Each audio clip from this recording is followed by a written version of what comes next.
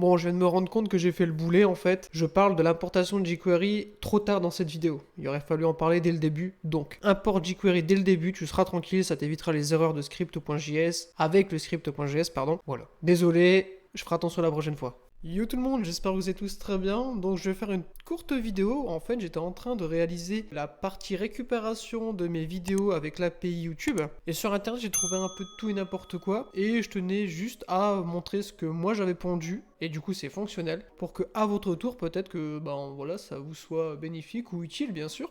Donc je vais vous présenter ça. Donc en fait ça fonctionne bien, je récupère bien mes vidéos. Là j'en récupère 3 parce que j'ai choisi de récupérer 3 vidéos. J'ai pas encore trouvé comment récupérer les 3 dernières vidéos publiées, ce qui est un peu embêtant pour l'instant. Mais du coup ça se présente comme ça. Alors j'ai tout simplement utilisé jQuery pour la récupération avec un Ajax. Alors ici on lui donne l'adresse à Google API, donc c'est YouTube Data API v3. Donc il vous faut à tout prix, donc elle est là la clé API, mais bon je vais la changer parce que du coup à cause de cette vidéo elle est publique, chose qu'on ne doit pas faire. En fait c'est très simple, pour avoir une clé API vous allez sur Google Cloud Platform. Ici vous créez un nouveau projet, vous mettez vraiment ce que vous voulez. Salut, ça va bien? Créer. Ah, mauvais exemple. Bon, marquez salut.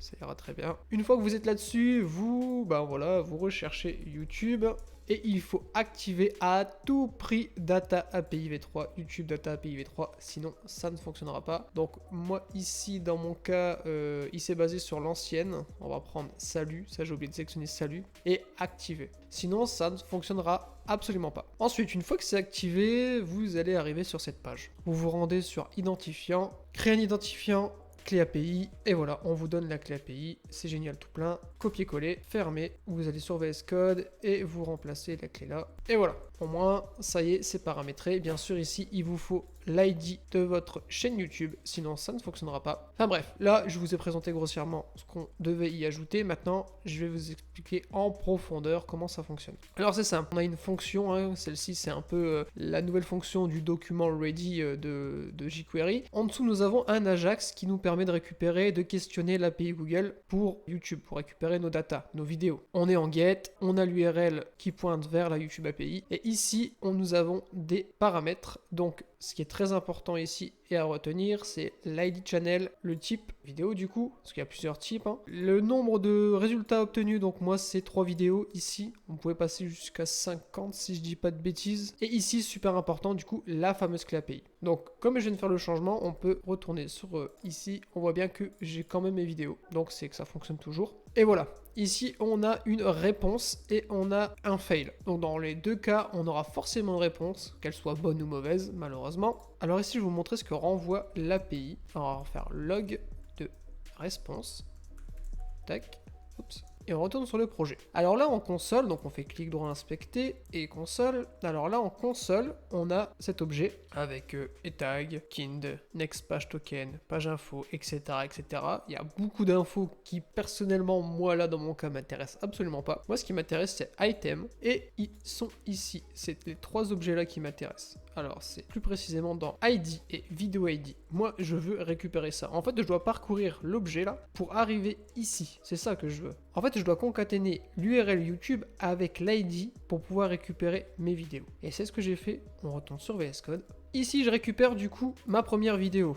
En fait j'ai décidé de mettre mes vidéos dans des variables. Ici donc je fais response.item, donc je vous ai montré, donc la réponse.item, donc je suis dans l'item. Je veux l'item à l'index 0, je me rends sur ID et ensuite sur Video ID, ce que je viens juste de vous montrer juste avant. Donc là justement, si je fais un console log de my first video et que je retourne sur mon navigateur, et ben voilà, j'ai bien mon ID. Donc j'ai encapsulé mon ID en parcourant ma réponse. Et du coup, ben voilà, j'ai fait la même chose pour mes 3 autres vidéos juste en dessous. Donc là, j'ai décidé de les encapsuler dans 3 variables différentes puisque je voulais que 3 vidéos. Bien sûr, si vous voulez le faire sur une 50aine de vidéos ou autre, je dis des bêtises, c'est préférable de faire une boucle pour itérer sur chaque vidéo. Là, j'en avais que 3, donc j'ai préféré les encapsuler dans des variables. Ensuite, ici, je crée un tableau vide. Dans ce tableau vide, en fait, je vais pousser, je vais prendre mon tableau et la fonction push, et je vais y pousser mes 3 variables, donc mes 3 vidéos ID. Ensuite, ici, je vais récupérer mon élément avec l'ID main player.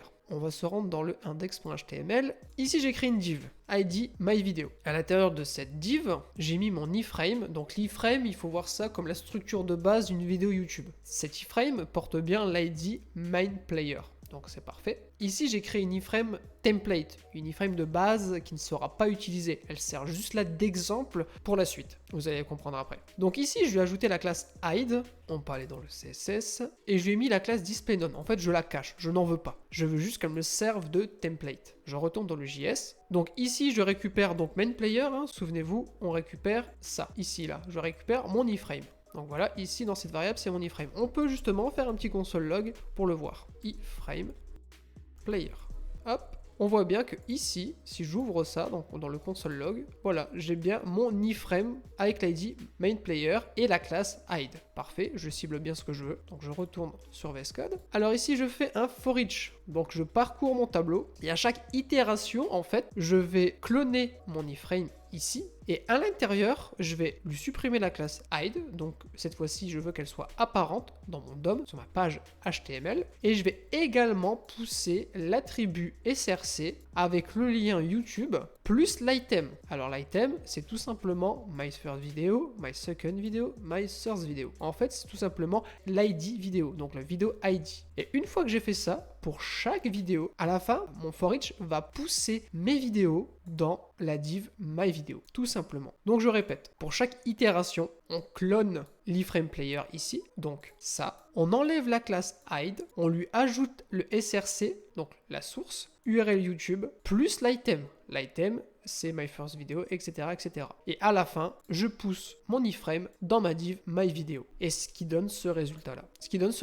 Si je refresh, voilà, on a mes vidéos. Alors ici, bien sûr, je ne vous ai pas expliqué en profondeur tout ce que j'avais fait avant. Je vous ai montré les grandes lignes et ce qui est vraiment nécessaire pour que ça fonctionne. Mais il y a une chose qui est vraiment nécessaire aussi pour que ça fonctionne, c'est d'importer jQuery, donc le CDN jQuery. Donc c'est très simple, hein. Pour ça, vous allez sur Internet, vous tapez CDN jQuery, il sera bien sûr en description, hein, ça il n'y a pas de problème, vous prenez le premier, et c'est ici, c'est jQuery Core 3.6. Alors il y a beaucoup de façons de l'installer, moi là pour le test je me suis pas embêté, j'ai pris un CDN, il y a la version non compressée, mimifiée, slim, etc. etc. Donc vous cliquez par exemple sur celle qui n'est pas compressée, et vous faites copier, et bien sûr vous vous rendez sur VS Code, et vous faites un copier-coller juste ici, vous allez avoir jQuery de fonctionnel. Voilà, donc bah, c'est tout pour cette vidéo, j'espère que ce bout de code vous aura aidé, tout sera en description, hein, le CDN, Google API, etc., etc. Cette portion de code sera également en description, donc n'hésitez pas à la réutiliser pour vos projets personnels ou professionnels si vous en avez besoin. Quant à moi, je vous dis à très bientôt pour une prochaine vidéo, restez motivés et surtout ne lâchez rien. C'était Thomas, bye.